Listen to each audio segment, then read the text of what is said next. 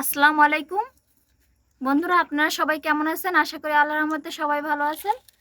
আজ আমি আপনাদের জন্য নিয়ে এসেছি ভুনা খিচুড়ি, শীতের রাতের জন্য গরুর গোশত দিয়ে ভুনা খিচুড়ি। এই যে দেখুন, কড়াইতে প্রথমেই সব ধরনের মশলা দিয়ে দেওয়া হয়েছে গোশত রান্না করার জন্য।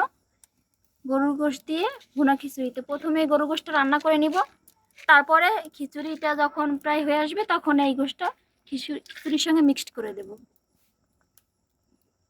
এই যে গরম মশলা দেওয়া হচ্ছে, তেজপাতা, গরম মশলা, আদা বাটা, জিরে বাটা, রসুন বাটা, পেঁয়াজ বাটা, সব কিছু একবারে। তবে এর ভিতরে লাল মরিচ, ওইভাবে লাল মরিচের গুঁড়ো দেওয়া হবে না, মানে শুকনো মরিচ। আমরা কাঁচা মরিচের তরকারি খাই, এই জন্য কাঁচা মরিচটা দিয়ে দেওয়া হয়েছে। এই যে আমরা শুধু রঙের জন্য সামান্য একটু কাশ্মীরি লাল মরিচের গুঁড়ো দিয়ে দিলাম। এই যে এটা হচ্ছে কাশ্মীরি লাল মরিচের গুঁড়ো, এটা একদম ভারত থেকে নিয়ে আসছিলাম। এই যে মশলা কষানো হচ্ছে, মশলা কষাতে একটু সময় লাগবে, আস্তে আস্তে চাল দিতেছে আর মশলাটা কষাতেছে। আসলে আজকে আমাদের একটা পিকনিক করার কথা ছিল, পিকনিকটা যে কোনো কারণে হলো না। এর জন্য আমরা নিজেরাই বাড়িতে গরুর মাংস ভুনা দিয়ে মানে খিচুড়ি, শুকনো খিচুড়ি যেটা, ওইভাবে রান্না করা হবে। আর এই রান্নাটা তো করতেছে আমার ননদ, বড় ননদ। এই যে দেখুন, মশলা পুরোপুরি ভুনো হয়ে গেছে, এই যে তেলের উপর উঠে গেছে। এখন গোশত দিয়ে দেবো এর ভিতরে, গোশত দিয়ে দিচ্ছি সব।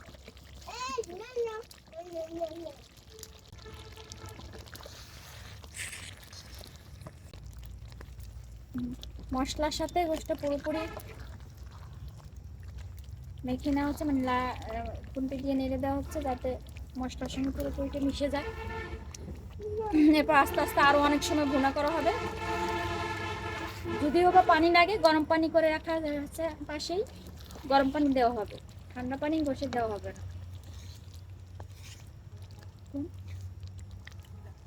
এর ভিতরে যে কয়েকটা কাঁচামরিচ কেটে দেওয়া হয়েছে, মানে এখন এটা ঢেকে দেওয়া হবে, আস্তে আস্তে হবে, আবার উঠে নিয়ে দেওয়া হবে, এইভাবেই।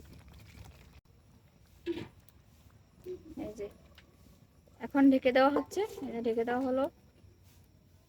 কিছুক্ষণ পর আবার উঠে দেখা হবে। এই ঢাকার ফলে গোশের থেকেও অনেকটা পানি বের হবে। এই যে মাংস কষানো হয়ে গেছে, দেখেন মাংসের ভিতরে কিন্তু অনেক পানি দেওয়া ছিল। এটা আস্তে আস্তে জাল পেয়ে আস্তে আস্তে কমতে কমতে একদম মাখা মাখা হয়ে গেছে, আর তেলটাও উপরে উঠে গেছে। মানে পুরোপুরি ভাবে মাংসটা সিদ্ধ হয়ে এবং কষানো হয়ে গেছে। এখন এটা নামিয়ে রাখা হবে, এরপরে খিচুড়ি ভুনা চড়ানো হবে। এই যে খিচুড়ির জন্য ডেকচি চড়াই দেওয়া হলো, ডেকচি চুলার উপর দেওয়ার পরে খিচুড়ি বেরেস্তাটা তৈরি করতে হবে। এর জন্য প্রথমেই পেঁয়াজ কুচি দিয়ে দেওয়া হলো, তার ভিতরে তেল। এখন পেঁয়াজটাকে বেরেস্তা করে কিছুটা তুলে রাখছে। এই যে বেরেস্তা প্রায় হয়ে আসছে। এই যে কত সুন্দর লাগছে দেখুন, লাল লাল। এখন আবার রসুন কুচি, পেঁয়াজ কুচি দিয়ে একটু ভেজে তার ভিতরে চাল দিয়ে দেওয়া হবে খিচুড়ি দিয়ে।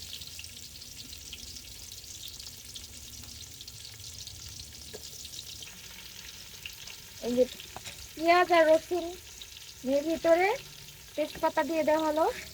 এখন গরম মশলা, মানে দারচিনি, এলাচ, লবঙ্গ, এগুলো দিয়ে দেওয়া হবে এই তেলের ভিতরে। এটা যদি আপনি তেলের ভিতরে দেন, ভাজার পরে একটা আলাদা ঘ্রাণ বের হবে। এর জন্য আমার মনে হয় তেলের ভিতরে দিয়ে একটু নাড়াচাড়া করে নিলে ভালো হয়। আর আমরা তো পেঁয়াজ আর রসুন ভাজছি, তার ভিতরে দিয়ে দিলাম।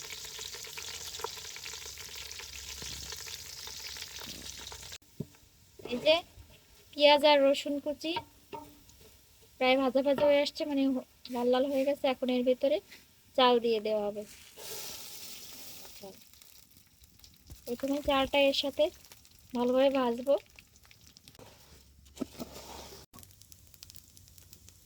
দেখুন বন্ধুরা, এর ভিতরে লবণ দিয়ে দেওয়া হয়েছে। এখন একটু হালকা হালকা মশলা মানে আদা বাটা, রসুন বাটা এগুলি দিয়ে দিচ্ছে। কারণ এটা তো গরুর গোশের খিচুড়ি, গরুর গোশের ভিতরেও আলাদাভাবে অনেক মশলা দেওয়া আছে, এই জন্য এই খিচুড়িতে বেশি পরিমাণ মশলা দেওয়ার প্রয়োজন নেই। দেখুন দেখতে কিন্তু ভিডিওতে একদম পোলাও মতো লাগছে, মনে হচ্ছে যে পোলার চাল রান্না হচ্ছে। এই যে গরম পানি দিয়ে দেওয়া হচ্ছে, এখন ভাজা শেষ।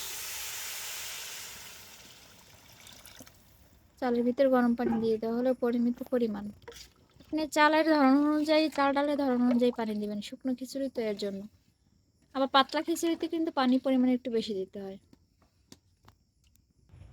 এই যে সামান্য পরিমাণ হলুদ দিয়ে দেওয়া হলো, কারণ যেহেতু গরুর গোশে পোনার ভিতরেই হলুদ দেওয়া আছে, তাই এর ভিতরে বেশি পরিমাণ হলুদ দিলাম।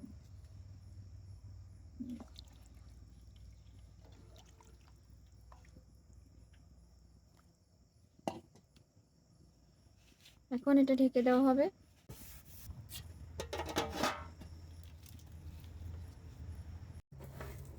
এই যে ঢাকনা উঠানো হবে, ভাতটা বলকাইছে, এখন এর ভিতরে ডাল দিয়ে দেওয়া হবে।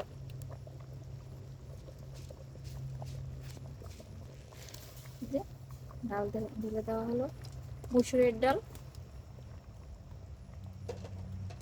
যে যে ডাল দিয়ে পছন্দ করেন খিচুড়ি খেতে, তবে মুসুরের ডালের খিচুড়ি আর মুগ ডালের খিচুড়িটাই সবচেয়ে ভালো লাগে।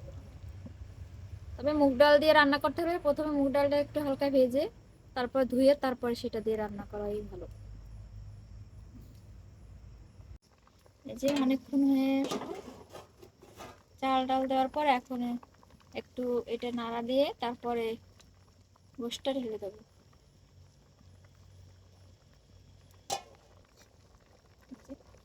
গরুর গোশ।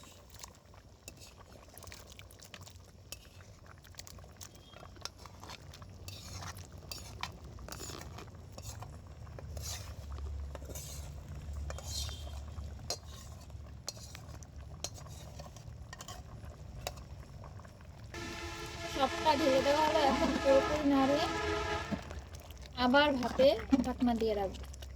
যে খিচুড়ি পুরোপুরি হয়ে গেছে, দেখুন অনেক সুন্দর হয়েছে।